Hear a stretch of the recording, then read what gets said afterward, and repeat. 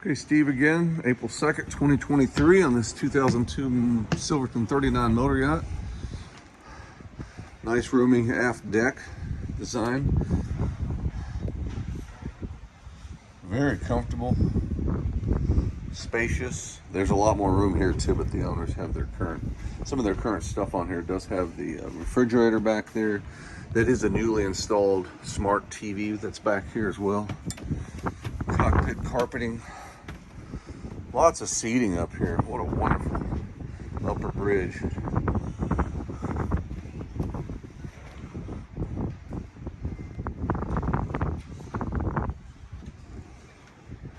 Bow cushions up front, windlass anchor system, remote spot. Nice bimini. It's all in good condition. Hard top on the back. Radar arch. Boat does have a VHF radio. It does have a basic GPS right here, but it is an older version. Gray marine depth. All right, next video, I'll take a look on the inside of the boat.